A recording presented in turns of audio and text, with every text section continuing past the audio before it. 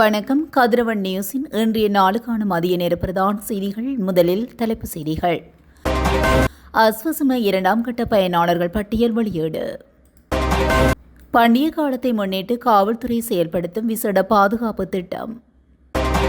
தொடர்ந்து பயணிகளுக்கு வெளியான முக்கிய தகவல். உணவுப் பொருட்களின் விலை உயர்வால் அதிகம் பாதிக்கப்பட போகும் இலங்கை. அதிவேக நெடுஞ்சாலையில் திடீரென பற்றியறிந்த பயணிகள் பேருந்து. மதுபோதையில் நடுவீதியில் உறங்கியவருக்கு நேர்ந்த கதி. அறிகுறிகள் தென்பட்டால் உடனடியாக மருத்துவ ஆலோசனை பெறவும் விடுக்கப்பட்டுள்ள வெப்பநிலை எச்சரிக்கை. சட்ட விதிமுறைகளை மீறும் சாரதிகளுக்கு விடுக்கப்பட்டுள்ள முக்கிய எச்சரிக்கை. நேற்று இரவு இடம்பெற்ற கோர விபத்தில் தம்பதியினர் உயிரிழப்பு, 7 பேர் படுகாயமடைந்து வைத்தியசாலையில் அனுமதி. நாட்டில் எரிபொருளை பயன்படுத்துவோருக்கு முக்கிய அறிவுறுத்தல். யாழில் சட்டவிரோத செயலை தடுத்த போலீஸ் உத்தியோகஸ்தரை மோதி கொலை செய்த சாரதி. நீர்கொழும்பு விடுதியில் வெளிநாட்டவர்கள் 18 பேர் செய்த மோசமான செயல். 38,000 மெட்ரிக் டன் எரிபொருளுடன் இலங்கை வந்த இந்திய கப்பல். நடமாடும் டீசல் விற்பனை நிலையம் சுற்றி வளைத்து பிடிப்பு. யாழில் இளைஞன் மீது நடத்தப்பட்ட கொடூரம், காப்பாற்ற வந்த தாய்க்கு நேர்ந்த அசம்பாவிதம். போலி இணையதளம் ஊடாக மோசடி, இலங்கை மக்களுக்கு விடுக்கப்பட்டுள்ள அவசர எச்சரிக்கை. ஒரே நாளில் இலங்கையில் கைதான 900க்கும் மேற்பட்டோர். தமிழர் பகுதியொன்றில் நடத்தப்பட்ட கொடூரம், வசமாக பிடிபட்ட 2. குளவிக்கோட்டுக்கு இலக்கான 10 பாடசாலை மாணவர்கள். தொடர்பான விரிவான செய்திகள். அஸ்வசம நிலம்புரி திட்டத்தின் 2ஆம் கட்டத்தின் கீழ் தகுதி பெற்றுள்ள பயனாளிகளின் பெயர் பட்டியல் நேற்று வெளியிடப்பட்டுள்ளதாக நிலம்புரி நன்மைகள் சபை அறிவித்துள்ளது. இந்த குறித்த பெயர் பட்டியல்கள் நாடளாவிய ரீதியில் உள்ள அனைத்து பிரதேச செயலகங்களிலும் தற்போது காட்சிப்படுத்தப்பட்டுள்ளன. வெளியிடப்பட்டுள்ள பெயர் பட்டியலில் உள்ள பெயர்கள் தொடர்பில் ஏதேனும் மேன்முறையீடுகள் அல்லது ஆட்சேபனைகள் காணப்படின் அவற்றை பின்வரும் முறைகளில் சமர்ப்பிக்க முடியும். இணைய வழியாக https esservice.government.lk என்ற இணையதளத்தினூடாக நேரடியாக சமர்ப்பிக்கலாம்.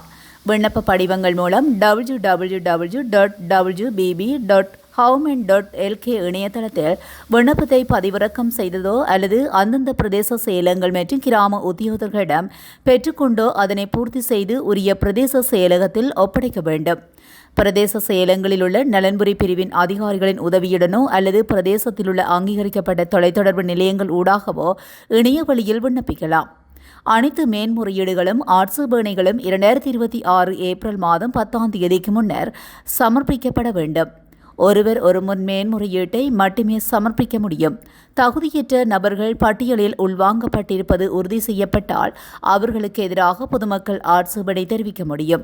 இத்தகைய ஆட்சேபனைகளை அனாமநேயமாக சமர்ப்பிக்க வாய்ப்பு வழங்கப்பட்டுள்ளதாகவும் மேலதிக விவரங்களுக்கு உங்கள் பிரதேச செயலகத்தை அல்லது கிராம உத்தியோகத்தரை தொடர்பு கொள்ளுமாறு கேட்டுக்கொள்ளப்படுகிறீர்கள். புதுவருட பண்டிகை காலத்தை முன்னிட்டு பொதுமக்களின் பாதுகாப்பை உறுதிப்படுத்தும் வகையில் நாடளாவிய ரீதியில் விசேட பாதுகாப்பு மற்றும் போக்குவரத்து திட்டங்கள் நடைமுறைப்படுத்தப்பட்டுள்ளதாக போக்குவரத்து மற்றும் வீதி பாதுகாப்பு பொறுப்பான பிரதி காவல்துறை அதிபர் WPJ சேனதிர தெரிவித்துள்ளார். குறித்த நடவடிக்கை ஏப்ரல் 1ஆம் தேதி முதல் செயல்படுத்தப்பட உள்ளது. அதன்படி பண்டிகை காலங்களில் போக்குவரத்து அதிகாரிகள் மற்றும் பாதுகாப்பு அதிகாரிகள் அதிக எண்ணிக்கையில் சேவையில் ஈடுபடுத்தப்படுவார்கள் என்று தெரிவித்துள்ளார். கொழும்பு உள்ளிட்ட முக்கிய நகரங்களில் உள்ள தொடருந்து நிலையங்கள் மற்றும் பிரதான பேருந்து நிலையங்களிலும் போக்குவரத்து கட்டுப்பாட்டு திட்டங்களும் பாதுகாப்பு நடவடிக்கைகளும் செயல்படுத்தப்படும் எனவும் கூறியுள்ளார். இந்த சிறப்பு நடவடிக்கை ஏப்ரல் 1ஆம் தேதி முதல் செயல்படுத்தப்பட்டு பண்டிகை காலம் முடிந்து மக்கள் தங்கள் கிராமங்களிலிருந்து நகரங்களுக்கு திரும்பும் வரை செயல்படுத்தப்படும் என பிரதி காவல்துறை அதிபர் மேலும் தெரிவித்துள்ளார். இலங்கை தொடர்ந்து திணைக்களத்தின் முன்முயற்சியின் கீழ் நாடு முழுவதும் பாரம்பரிய காகித சீட்டுகளுக்கு பதிலாக புதிய இணையவழி பயண சீட்டுகள் முறையை அறிமுகப்படுத்த உள்ளதாக தொடர்ந்து திணைக்களத்தின் அதிகாரிகள் தெரிவித்துள்ளனர். குறித்த திட்டமானது ஏப்ரல் மாதம் முதல் கலனி பள்ளத்தாக்கு தொடர்ந்து பாதை வழித்தடத்தில் உள்ள நாரகேன்பிட்ட, கொழும்பு, நீர்கொழும்பு, மாகும்புர, ஹோமாகம மற்றும் பாதுக போன்ற தொடர் நிலையங்களில் தொடங்கவுள்ளதாக அதிகாரிகள் தெரிவித்துள்ளனர். இதன்போது நவீன பயண சீட்டுகள் சரிபார்ப்பு உபகரணங்களும் உபயோகிக்கப்படவுள்ள நிலையில் குறித்த வழித்தடத்தை பயன்படுத்தும் பயணிகள் அதிக நன்மைகளை பெறுவார்கள் என எதிர்பார்க்கப்படுவதாக அவர்கள் கூறியுள்ளனர். இந்த அமைப்பை கழனி பள்ளத்தாக்கு வழித்தடத்தில் உள்ள அனைத்து தொடர் நிலையங்களுக்கும் விரிவுபடுத்தி பின்னர் நாடு முழுவதும் உள்ள மற்ற தொடர்ந்து பாதைகளுக்கும் இதை விரிவுபடுத்த தொடர்ந்து திணைக்களத்தின் அதிகாரிகள் திட்டமிட்டுள்ளனர். குறித்த திட்டத்தை இந்த ஆண்டுக்குள் முடிக்க திட்டமிடப்பட்டுள்ளதாகவும் அதிகாரிகள் மேலும் தெரிவித்துள்ளனர். உலக அளவில் உணவுப் பொருட்களின் விலை உயர்வால் அதிகம் பாதிக்கப்படக்கூடிய இரண்டாவது நாடாக இலங்கை அடையாளம் காணப்பட்டுள்ளது. அமெரிக்கா, இஸ்ரேல் மற்றும் ஈரான் இடையிலான போர் காரணமாக ஹார்முஸ் நீரிணை முழுமையாக மூடப்பட்டால் இந்நிலை ஏற்படும் என தெரிவிக்கப்பட்டுள்ளது. ஜேர்மனியின் கீழ் உலக பொருளாதார நிறுவனம் நடத்திய ஆய்வின் அடிப்படையில் இந்த தகவல் வெளியிடப்பட்டுள்ளது. இதன் அடிப்படையில் இந்த நீரிணை முடக்கப்பட்டால் இலங்கையில் உணவுப் பொருட்களின் விலை 15% அதிகமாக உயரும் என எச்சரிக்கப்பட்டுள்ளது. கொழும்பிலிருந்து கதிர்காமம் நோக்கி பயணித்துக் கொண்டிருந்த தனியார் சொகுசு பயணிகள் பேருந்து ஒன்று தீ விபத்துக்குள்ளாகியுள்ளது. தெற்கு அதிவேக நெடுஞ்சாலைகளில் வெளிப்பெண்ண பகுதியில் வைத்து இந்த தீ விபத்து இடம்பெற்றுள்ளது. தீ பரவுவதற்கு முன்பே அனைத்து பயணிகளும் ஓட்டுநரும் பாதுகாப்பாக பேருந்திலிருந்து வெளியேறியதனால் இந்த சம்பவத்தில் யாருக்கும் காயம் ஏற்படவில்லை என்று தெரிவிக்கப்படுகிறது. தீயை கட்டுப்படுத்த தீயணைப்பு வீரர்களும் அதிவேக நெடுஞ்சாலை அதிகாரிகளும் சம்பவ இடத்துக்கு விரைந்துள்ளதாக, இதனால் அப்பகுதியில் போக்குவரத்து தற்காலிகமாக பாதிக்கப்பட்டுள்ளது. தீ விபத்துக்கான காரணம் இன்னும் கண்டறியப்படாத நிலையில் மேலதிக விசாரணைகளை நடைபெற்று வருகின்றதாக தெரிவிக்கப்பட்டுள்ளது. யாழ்ப்பாணத்தில் மதுபோதையில் வீதியில் உறங்கியவர் மோட்டார் சைக்கிள் மோதி நேற்றைய தினம் உயிரிழந்துள்ளார். கோப்பாய் கட்டைப்பிராயை சேர்ந்த வயது 56 என்ற 3 பிள்ளைகளின் தந்தையை இவ்வாறு உயிரிழந்துள்ளார். குறித்த நபர் நேற்று இரவு 10 மணியளவில் மதுபோதையில் பருத்தித்துறை யாழ்ப்பாணம் வீதியில் உறங்கியுள்ளார். இதன்போது வீதியால் வந்த மோட்டார் சைக்கிள் அவர் மீது மோதி விபத்துக்குள்ளாகியுள்ளார். இந்த விபத்தில் அவர் சம்பவ இடத்திலேயே உயிரிழந்துள்ளதாக தெரிவிக்கப்பட்டுள்ளது. இதன் பின்னர் அவரது சடலம் யாழ்ப்பாணம் போதனா வைத்தியசாலையில் கொண்டு செல்லப்பட்டு உடற்கூட்டு பரிசோதனைகள் மேற்கொள்ளப்பட்டுள்ளன. மேலும் சடலம் மீதான மரண விசாரணைகளில் திடீர் மரண விசாரணை அதிகாரி நமசிவாயம் பிரேம்குமார் மேற்கொண்டார். இந்த விபத்தில் மோட்டார் சைக்கிளில் பயணித்த நபரும் படுகாயமடைந்த நிலையில் வைத்தியசாலையில் சிகிச்சை பெற்று வருகின்றனர். நாட்டின் பல பகுதிகளில் இன்று மனிதர்கள் உணரும் உடல் வெப்பநிலை எச்சரிக்கை மட்டத்தில் நீடிக்கக்கூடும் என்று வானிலை ஆய்வுத்துறை தெரிவித்துள்ளது. மேற்கு சப்ரமுவ, தெற்கு, கிழக்கு, வடமேற்கு, வடக்கு மற்றும் வடமத்திய மாகாணங்கள் மற்றும் மொனராகல மாவட்டத்தின் சில பகுதிகளிலும் மனிதர்கள் உணரும் உடல் வெப்பநிலை 39 முதல் 45 டிகிரி செல்சியஸ் வரையிலான எச்சரிக்கை மட்டத்தில் நீடிக்கக்கூடும் என்று அத்துறையின் மேலதிக பணிப்பாளர் நாயகம் அஜித் விஜயமன்ன தெரிவித்துள்ளார். நிலவும் வெப்பமான வானிலையினால் உடல்நலத்தில் ஏற்படக்கூடிய பாதகமான விளைவுகளை குறைக்க தேவையான நடவடிக்கைகளை மேற்கொள்ளுமாறு அத்துறை வெளியிட்டுள்ள எச்சரிக்கை அறிவிப்பில் பொதுமக்களுக்கு தெரிவிக்கப்பட்டுள்ளது. மேலும் மயக்கம், அதிகப்படியான வியர்வை அல்லது அதீத சோர்வு போன்ற அறிகுறிகள் தென்பட்டால் உடனடியாக குளிர்ச்சியான இடத்துக்கு செல்வது, நிலைமை தொடர்ந்தால் மருத்துவ ஆலோசனையை பெறுவதும் அவசியம் என்று அவர் மேலும் கூறியுள்ளார். வாகனங்களை செலுத்தும் போது சில சாரதிகளின் முன்னெடுக்கப்படும் சட்டவிரோத செயல்களுக்கு எதிராக கடும் சட்ட நடவடிக்கை எடுக்கப்படும் என போக்குவரத்து கட்டுப்பாட்டு மற்றும் வீதி பாதுகாப்பு பிரிவுக்கு பொறுப்பான பிரதி போலீஸ் மா அதிபர் WBJ சேனாதிர தெரிவித்தார். சட்டவிரோதமான முறையில் வாகனங்களை செலுத்துதல், பிரதான வீதிகளில் போட்டி பந்தயங்களில் ஈடுபடுதல் மற்றும் பொழுதுபோக்குக்காக வீதி விதிகளை மீறும் சம்பவங்கள் தொடர்பில் போலீசாருக்கு தகவல் கிடைத்துள்ளதாகவும் அவை குறித்து விசாரணைகள் ஆரம்பிக்கப்பட்டுள்ளதாகவும் அவர் மேலும் குறிப்பிட்டுள்ளார். இவ்வாறான சம்பவங்கள் குறித்து பொதுமக்கள் தற்போது போலீசாருக்கு தகவல்களை வழங்கி வருவதாக குறிப்பிட்ட பிரதி போலீஸ் மா அதிபர் இந்த தகவலின் அடிப்படையிலும் சட்ட நடவடிக்கைகள் முன்னெடுக்கப்படும் என தெரிவித்துள்ளார். எனவே வீதியில் வாகனங்களை செலுத்தும் போது எப்போதும் சட்டத்துக்கு மதிப்பளித்து செயல்படுமாறு அவர் அனைத்து சாரதிகளையும் கேட்டுக்கொண்டுள்ளார். சம்பவம் முடிந்து பின்னர் தகவல் கிடைத்தாலும் அதற்கு எதிராக சட்டத்தை நடைமுறைப்படுத்த போலீசாருக்கு அதிகாரம் உள்ளதாகவும் அவர் மேலும் சுட்டிக்காட்டியுள்ளார். மகியங்கனை கிரந்துரு கொட்டை வீதியில் உள்ள 3வது மைல்கல் பகுதியில் நேற்று இரவு இடம்பெற்ற விபத்தில் தம்பதியினர் உயிரிழந்துள்ளனர். ஹெப் வண்டியும் டிராக்டரும் மோதிக்கொண்டதில் இந்த விபத்து ஏற்பட்டதாக போலீசார் தெரிவித்தனர். உயிரிழந்தவர்கள் மகியங்கனையை சேர்ந்த 57 வயது மற்றும் 44 வயது தம்பதியினர் என தெரிய வந்துள்ளது. கிரந்துரு கொட்டை நோக்கி சென்று கொண்டிருந்த ஹெப் வண்டி மற்றொரு வாகனத்தை முந்தி செல்ல முயன்றபோது எதிர் திசையில் வந்த டிராக்டருடன் மோதியுள்ளது. இந்த விபத்தில் மேலும் 7 பேர் படுகாயமடைந்ததாக போலீசார் தெரிவித்தனர். மகியங்கனை போலீசார் இதுகுறித்து மேலதிக விசாரணைகளை மேற்கொண்டு வருகின்றனர். நாட்டில் ஏற்பட்டுள்ள நெருக்கடி நிலைமை காரணமாக பண்டிகை காலத்தில் எரிபொருள் பற்றாக்குறை ஏற்படாத வகையில் முன்னெச்சரிக்கை நடவடிக்கைகள் மேற்கொள்ளப்பட்டுள்ளதாக இலங்கை பெட்ரோலிய கூட்டுத்தாபனம் தெரிவித்துள்ளது. இலங்கை பெட்ரோலிய கூட்டுத்தாபனத்தின் முகாமைத்துவ பணிப்பாளர் மயூர நிதிகுமாரக இதனை தெரிவித்துள்ளார். பண்டிகை கால தேவையை கருத்து கொண்டு எரிபொருள் கையிருப்பை அதிகரிக்கும் நடவடிக்கைகள் மேற்கொள்ளப்பட்டுள்ளதாகவும் குறிப்பிட்டுள்ளார். நாட்டில் எரிபொருள் விநியோகம் தடையின்றி நடைபெறுவதற்காக போதுமான அளவு கையிருப்பு ஏற்பாடு செய்யப்பட்டுள்ளதாகவும் உறுதியளித்துள்ளார்.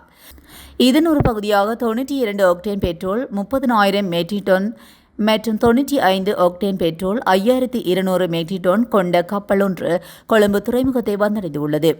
மேலும் 35,000 மெட்ரிக் டன் டீசல் கொண்ட மற்றொரு கப்பலில் இருந்து தற்போது எரிபொருள் இறக்கும் நடவடிக்கைகள் மேற்கொள்ளப்பட்டுள்ளது. எனவே பொதுமக்கள் அச்சமின்றி வலிமையான முறையிலும் சிக்கனமாக எரிபொருளை பயன்படுத்தலாம் என்றும் அதிகாரிகள் உறுதியளித்துள்ளனர். யாழ்ப்பாணத்தில் சட்டவிரோதமாக மணல் ஏற்றி சென்ற உளவு இயந்திரம் மோதி போலீஸ் உத்தியோகத்தர் ஒருவர் உயிரிழந்துள்ளார்.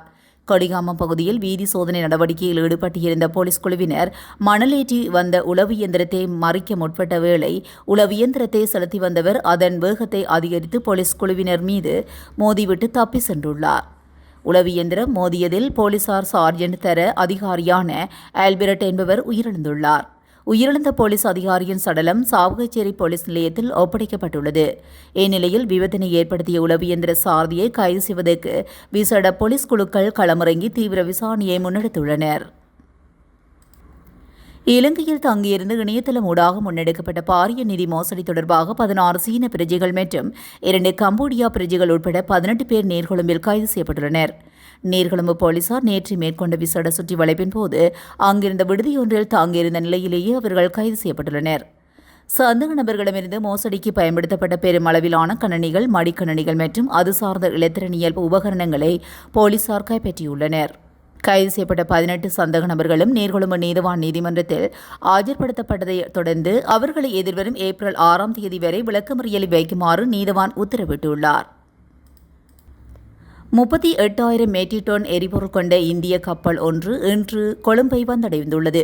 இலங்கையில் எரிபொருள் பற்றாக்குறை ஏற்படாமல் தடுக்கும் நோக்கில் அரசு மற்றும் தொடர்புடைய நிறுவனங்கள் தொடர்ந்தும் நடவடிக்கைகள் மேற்கொண்டு வருகின்றன. அந்த வகையில் ஜனாதிபதி அனுரகுமார திசாநாயக்க மற்றும் இந்திய பிரதமர் நரேந்திர மோடி ஆகியோருக்கிடையில் 2026 மார்ச் 24ஆம் தேதி இடம்பெற்ற தொலைபேசி கலந்துரையாடலை தொடர்ந்து 38,000 மெட்ரிக் டன் எரிபொருள் கொண்ட கப்பல் சனிக்கிழமை இன்றைய தினம் கொழும்பை வந்தடைந்துள்ளது. இந்த எரிபொருள் கப்பலில் 20,000 மெட்ரிக் டன் டீசலும் 18,000 மெட்ரிக் டன் பெட்ரோலும் அடங்குகின்றன.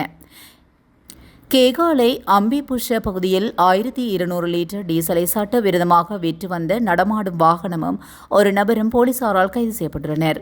கேகாலை பிரிவு பொறுப்பு சிரேஷ்ட காவல்துறை கண்காணிப்பாளர் அனுருத்த பண்டாரநாயக்காவின் அறிவுறுத்தல்களின் பேரில் செயல்பட்ட ஒரு சிறப்பு காவல்துறை குழு இந்த சோதனையை நடத்தியது. சம்பந்தப்பட்ட பாரவூர்தியின் பின்புறத்தில் ஒரு சிறப்பு தொட்டி பொருத்தப்பட்டிருப்பதாகவும் அதிலிருந்து வெளியேறும் டீசலின் அளவை அளவிட ஒரு மீட்டரும் நிறுவப்பட்டிருந்ததாகவும் கூறப்படுகிறது. சந்தேக நபர் வாங்குபவர்கள் இருந்த அதே இடத்துக்கு சென்று சாதாரண சந்தை விலையை விட 100 ரூபாய் முதல் 150 ரூபாய் வரை கூடுதலாக வசூலித்து டீசலை விற்பனை செய்தது தெரியவந்துள்ளது. சோதனையின் போது அந்த வாகனத்தில் 1,200 லிட்டர் டீசல் இருந்ததாகவும் அதன் ஓட்டுநரும் பாரவூர்தியும் போலீஸ் காவலில் எடுக்கப்பட்டுள்ளதாகவும் தெரிவிக்கப்பட்டுள்ளது.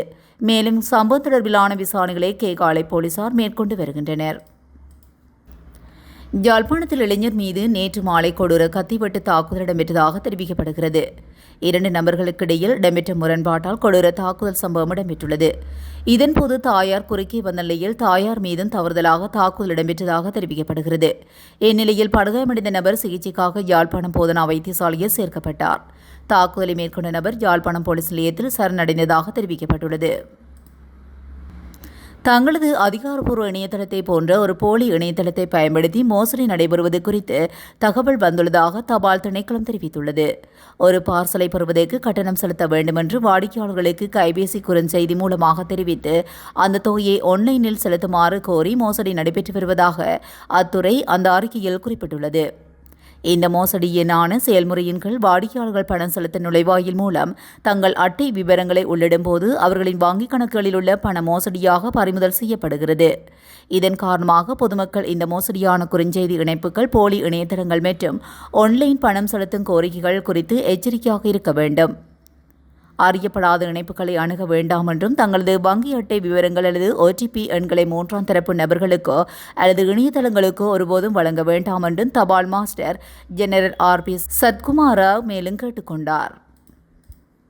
ஜனாதிபதியின் பணிப்புரிமைக்கு அமைய நாட்டில் போதைப்பொருள் தடுக்கும் நோக்கிலான முழு நாடுமே ஒன்றாக இரு தேசிய திட்டத்தின் கீழ் நேற்று முன்தினம் போலீசாரால் முன்னெடுக்கப்பட்ட சோதனை நடவடிக்கைகளின் போது சுமார் 934 பேர் போதைப்பொருளுடன் கைது செய்யப்பட்டுள்ளதாக போலீஸ் ஊடகப் பிரிவு தெரிவித்துள்ளது.